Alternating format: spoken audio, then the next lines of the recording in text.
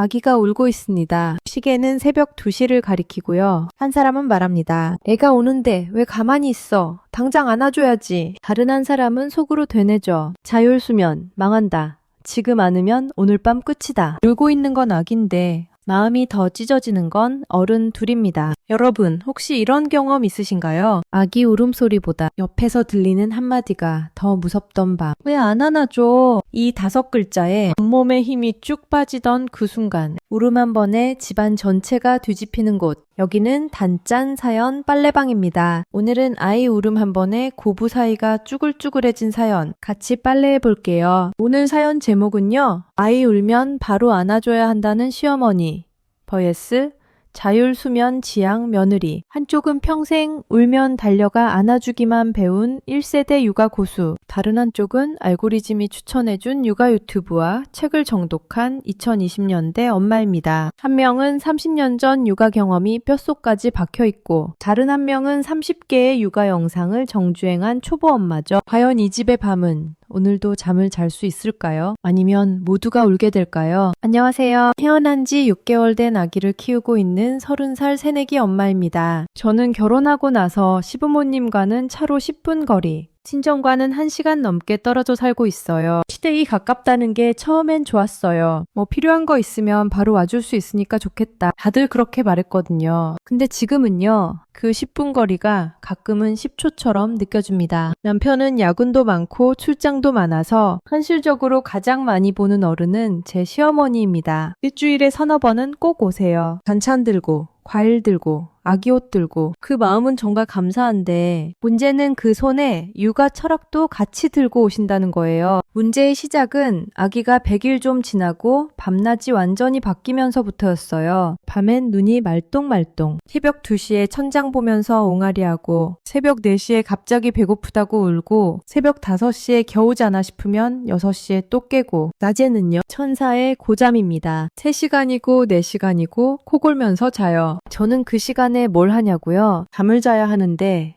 밀린 집안일에, 밀린 빨래에, 지금 자면 밤에 또 못 자. 이런 생각에 결국 멍하니 앉아있다가 애가 깨요. 그렇게 한 달쯤 지나니까 제 눈 밑에 다크서클이 아니라 다크 튜브가 생기더라고요. 거울 보면 눈 밑에 검은 튜브 2개 달고 있는 것 같았어요. 남편이 저 보더니 그러더라고요. 여보, 너 요즘 왜 그래? 무슨 귀신 같아. 그 말 듣고 화가 나야 하는데 거울 보니까 진짜 귀신 같더라고요. 그러다 인터넷에서 자율수면이라는 걸 알게 됐어요. 울어도 조금만 기다려주세요. 아기는 스스로 잠드는 법을 배워야 합니다. 부모가 매번 안아서 재우면 아기는 잠들려면 안겨야 한다고 학습합니다. 이 문장을 보고 제 영혼이 붙잡힌 거죠. 맞아. 내가 매번 안아서 재우니까 애가 나 없으면 못 자는 거구나. 이건 애를 위한 것도 아니고 나를 위한 것도 아니었구나. 그래, 나도 자야 사람이지. 그래, 너도 자야 천사지. 그래, 우리 모두 살자. 그래서 남편이랑 진지하게 상의했어요. 우리 자율수면 한번 해보자. 처음엔 힘들겠지만 성공하면 애도 나도 푹 잘 수 있대. 남편도 동의했어요. 그래, 해보자. 내가 옆에서 도와줄게. 그 말 믿고 시작했습니다. 저녁 루틴을 만들었어요. 7시에 목욕, 7시 반에 수유, 8시에 불 끄고 침대에 눕히기. 울어도 바로 안 안아주고 1분 기다렸다가 토닥토닥, 3분 기다렸다가 또 토닥토닥. 그렇게 조금씩 간격을 늘려가면서 연습을 시작했습니다. 처음 며칠은 진짜 지옥이었어요. 아기가 서럽게 우는데 저는 방문 앞에 쪼그려 앉아서 휴대폰 초침 보면서 1분, 2분을 버텼어요. 1분이 그렇게 긴 줄 처음 알았어요. 초침 하나하나가 심장을 찌르는 것 같았어요. 남편은 거실에서 쿠션 끌어안고 여보, 우리 그냥 안아줄까? 속삭이다가 둘이 같이 눈물 훔치고 우리가 지금 애 학대하는 거 아니야? 아니야, 이게 다 애를 위한 거야. 근데 왜 이렇게 마음이 아파? 그렇게 서로 부둥켜 안고 버텼어요. 근데 신기하게도 일주일쯤 되니까 변화가 오더라고요. 울다가도 스스로 꼬물꼬물 돌아 누워서 손가락을 쪽쪽 빨다가 스르륵 눈이 감기는 거예요. 그리고 1시간, 2시간, 3시간 깨지 않고 자는 거예요. 새벽에 눈 떠서 시계 봤는데 4시간이나 지나 있는 거예요. 와, 이게 사람 사는 거구나. 그 감격, 그 희열. 육아하면서 처음으로 해냈다 싶었어요. 이 감격을 딱 3일 누렸습니다. 바로 그때 시어머님께서 선포를 하셨어요. 아기 혼자 재운다며? 너 요즘 너무 힘들어 보여. 내가 며칠 봐줄게. 너도 좀 자. 그 말씀 자체는 정말 감사했어요. 진심으로요. 문제는 시어머니의 육아 세계관이었습니다. 시어머니가 처음 밤에 아기 봐주시던 날이었어요. 저는 안방에서 쉬고 있었고 시어머니는 아기 방에 계셨어요. 그런데 아기가 하고 예열 울음을 시작했어요. 아직 본격적으로 우는 게 아니라 잠이 덜 깬 상태에서 끙끙대는 소리요. 저는 속으로 생각했어요. 1분만 기다리면 다시 잘 텐데. 그런데 10초도 안 돼서 시어머니가 벌떡 일어나시는 소리가 들렸어요. 그리고 전력 질주. 마치 총성 떨어지기도 전에 뛰는 100m 선수처럼요. 아이고 우리 손주. 왜 울어? 응? 할머니 왔어. 할머니가 안아줄게. 순식간에 아기를 번쩍 들어 올리셨어요. 저는 방문 열고 나가면서 어머니 잠깐만요. 조금만 기다리면 그랬더니 시어머니가 저를 보시면서 말씀하셨어요. 엄마는 뭐해? 애가 이렇게 오는데 왜 가만히 있어? 저는 시어머니 품에 안겨 진정된 아기를 보면서 속으로 울고 싶어졌어요. 어머니 지금 그 30초가요. 제가 피눈물 흘리며 만든 자율수면 7일차를 한 방에 날려버린 30초예요. 그날 밤 아기는 다시 원점이 됐어요. 울면 바로 안아주는 사람이 있다는 걸 다시 학습한 거죠. 다음날 밤부터 아기는 예전처럼 울기 시작했어요. 안아줘, 안아줘. 안아주면 되잖아. 이렇게 외치는 것 같았어요. 한 번은 제가 용기를 좀 내봤어요. 어머니, 제가 요즘 잠 훈련을 하고 있거든요. 애가 잠드는 패턴을 배우는 중이라 처음에 잠깐 울어도 조금만 기다렸다 안아보려고요. 최대한 조심스럽게 말했어요. 혹시 기분 나쁘실까봐. 그랬더니 시어머니가 진지한 얼굴로 말씀하시더라고요. 그게 무슨 소리야? 애 울 때 안 안아주면 마음의 상처가 평생 간대. 어디서 그런 이상한 거 배웠어? 저는 작게 대답했어요. 요즘 육아책이나 영상에서 많이 나오는 방법이에요. 전문가들도 추천하는. 말이 끝나기도 전에 시어머니가 말씀하셨어요. 전문가가 애를 키워? 나는 애 셋을 키웠어. 애 울리면 가슴이 답답해서 못 있어. 엄마가 애 울게 두면 그건 엄마가 아니지. 그 말 듣는 순간 제 귀에 딱 꽂힌 단어는 엄마가 아니지. 였습니다. 시어머니 말씀이 끝나고 저는 아무 말도 못했어요. 물론 시어머니가 아기가 없다는 건 알아요. 저 걱정해서, 아기 걱정해서 하시는 말이라는 것도 알아요. 근데 그날 밤 아기 재우고 나서 저는 화장실에 들어가서 혼자 울었어요. 아기가 아니라 제가 운 거예요. 그래, 나 나쁜 엄마인가? 잠 좀 자보겠다고 애를 울리는 거야? 내가 뭘 잘못하고 있는 거야? 근데 또 막상 바로 안아주다 보면 다시 밤샘이 시작되고 다음날엔 제가 좀비가 되어 있고 좀비 상태로 애 보다가 짜증이 나고 짜증내는 내가 또 싫고 이게 무한 루프예요. 남편은 사이에 끼어서 아주 납작해졌어요. 여보, 당분간은 내가 엄마한테 잘 얘기해볼게. 우리 방식대로 해보자고 말할게. 그 말 듣고 좀 안심했어요. 그래, 남편이 말해주면 좀 다르겠지. 근데 그 중요한 말을 한 입으로 다음날 새벽 비행기 타고 출장을 가더라고요. 일주일짜리 해외 출장이요. 필요할 땐 늘 비행기 안에 있는 남편. 아주 타이밍이 기가 막힙니다. 결정적인 사건은 며칠 전이었어요. 그날은 시어머니가 안 오시는 날이었어요. 드디어 혼자 아기 재울 수 있는 날이었죠. 저녁 루틴 착착 진행하고 아기 침대에 눕히고 조명 낮추고 잘 자, 엄마 여기 있어. 속삭이고 방문 살짝 닫았어요. 아기가 잠들기 전에 으앙 하고 크게 울었어요. 이상한 거였어요. 원래 처음엔 우니까 저는 루틴대로 토닥토닥 하면서 조금만 더 지켜보자 하고 있었거든요. 1분, 2분 울음이 조금씩 잦아드는 것 같았어요. 됐다.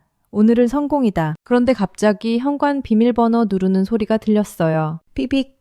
삐비비빅. 순간 온몸이 얼어붙었어요. 그리고 시어머니가 헐레벌떡 뛰어 올라오셨습니다. 애 우는 소리가 밖에서 들리는데 너네는 왜 아무도 안 안아줘? 알고 보니 시어머니가 깜빡하고 두고 간 물건 가지러 오셨다가 복도에서 아기 울음소리를 들으신 거였어요. 저는 너무 놀라서 말문이 막혔고 시어머니는 문도 제대로 못 닫으시고 신발도 덜 벗은 채로 방으로 돌격. 거의 119 구조대 출동 수준이었어요. 아이고 우리 강아지 왜 이렇게 울어? 응? 엄마가 안 안아줬어? 할머니가 안아줄게. 할머니가. 그 순간 제 머릿속에 떠오른 생각은요. 아 망했다. 2주 전으로 돌아갔다. 나 언제 또 처음부터 시작해. 그리고 한 가지 더요.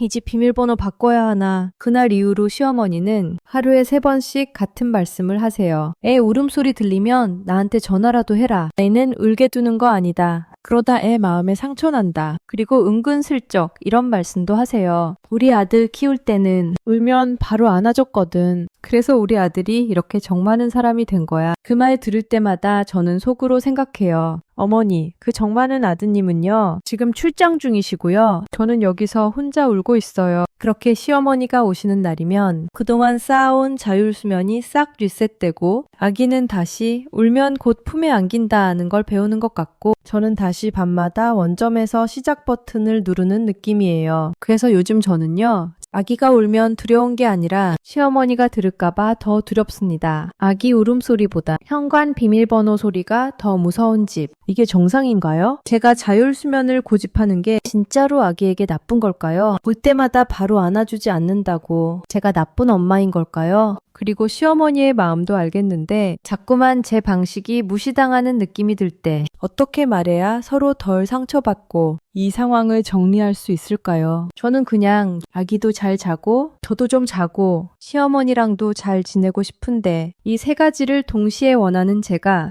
욕심쟁이인가요? 제가 바라는 게 그렇게 큰 건가요? 이 사연 들으면서 속으로 이거 우리 집인데? 하신 분들 지금도 댓글창에 줄 서고 계실 것 같아요. 지금 이 집 상황을 한 줄로 정리하면 이겁니다. 아기의 울음은 하나인데 그 울음을 해석하는 어른이 둘이고 둘 다 내가 맞다 100% 확신하는 집. 그리고 그 사이에서 육아는 처음인데 죄책감은 프로급인 우리 사연자님이 샌드위치처럼 끼어있는 구조. 아기 한 번 울 때마다 시어머니는 심장이 쿵 내려앉고 사연자님은 자존감이 쿵 내려앉는 아주 보기 드문 이중 추락 구조입니다. 이건 사실 누가 나쁜 게 아니에요. 두 사람 다 아기를 사랑하거든요. 다만 그 사랑을 표현하는 방식이 다른 거죠. 조금 웃기면서 이 집 세계관 한번 분석해 볼게요. 시어머니 세대의 육아 세계관은 이렇습니다. 울음, 긴급 재난 문자. 띠링 울리면 무조건 즉시 출동. 3초 안에 안아주지 않으면 이미 늦은 거라고 느끼는 거예요. 왜냐하면 이분들이 육아하던 시절에는 스킨십이 곧 사랑이었거든요. 많이 안아주고 많이 업어주고 품에서 떼지 말라고 배웠어요. 그게 그 시대의 정답이었던 거죠. 그러니까 이분들한테 자율수면은요, 애를 방에 혼자 가둬놓고 우는 걸 내버려두는 수상한 신종 육아법처럼 들립니다. 자율이라는 단어부터 벌써 좀 불안하죠. 무슨 자율학습도 아니고 자율수면이 뭐야? 반면에 사연자님의 세계관은 이렇습니다. 울음 언어, 신호 조금은 들어보고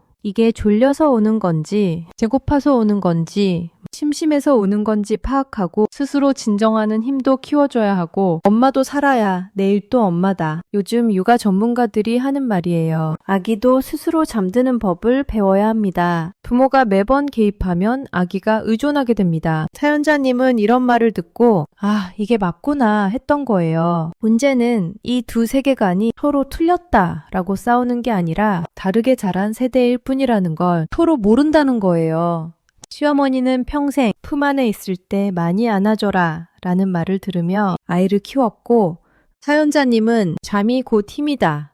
자는 아이가 큰다. 이런 책과 영상을 보면서 아이를 키우고 있거든요. 둘 다 사실 애 잘 키우려고 하는 마음에서 출발한 세계관입니다. 육아 전쟁인 줄 알았더니 알고 보면 육아 철학의 충돌이었던 거죠. 그리고 시어머니의 엄마가 아니지 이 말. 이건 시어머니 입장에서는 나는 그렇게는 못하겠다는 뜻이었을 수 있어요. 자기 경험을 말씀하신 거죠. 근데 사연자님 가슴에는 저는 엄마 자격이 없다 로 찍혀버린 거예요. 같은 말인데 듣는 사람한테는 완전히 다른 의미가 되어버린 거죠. 이제 욕심 안 부리는 선에서 현실적인 작전 한번 짜볼게요. 첫 번째, 음식 싸움 말고 시간대 분리를 제한해 보세요. 밤잠, 특히 자율수면 훈련 시간대는 사연자님 구역으로 딱 선을 긋는 겁니다. 대신 낮에 놀아주기, 안아주기, 산책, 목욕 이런 건 시어머니 전담 구역으로 크게 양보하는 거죠. 어머니, 밤에는 제가 책임지고 패턴 만들어 볼게요. 대신 낮에는 어머니가 애랑 마음껏 놀아주세요. 애가 어머니 품을 제일 좋아하더라고요. 할머니 오시면 얼마나 좋아하는지 몰라요. 이렇게 말하면 나를 배제하네가 아니라 나는 나 담당 코치구나 라는 느낌을 받으실 가능성이 커요. 두 번째, 바이올 수면 방치.